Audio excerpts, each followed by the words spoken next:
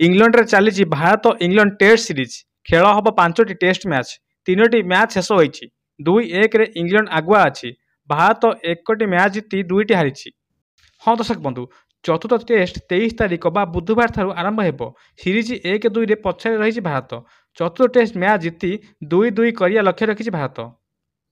हेबे सबुठु बड़ कथा है भारत दल में बड़ परिवर्तन हो तृतीय टेस्ट मैच रे 4 जन लगी भारत हारिला तृतीय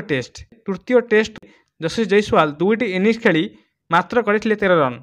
करुण नायर 2टी इनिंग्स करथिले 54 रन अधिनायक शुभम गिल करथिले मात्र 22 रन नीतीश कुमार रेड्डी करथिले 46 रन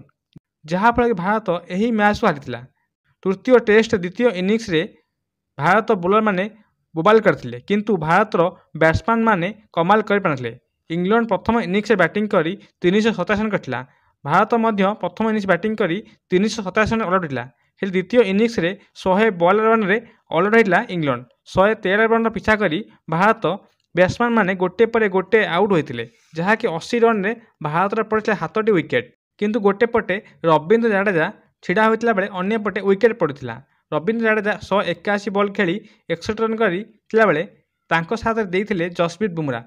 बुमरा रेकर्ड करथिले से 100 मिनिट बैटिंग करथिले 54 बॉल खेली 5 रन करथिले और परे आसीथिले बैटिंग 10म विकेट रे मोहम्मद सिराज से मध्य रवींद्र जाडेजा को सपोर्ट करथिले एवं 30 बॉल खेली 4 रन करथिला बेले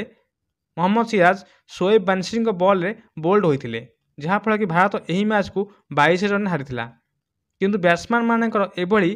खेल एबे सब चर्चा होती तृतीय मैच रे चतुर्थ टेस्ट को भारत बड़ परिवर्तन होउची।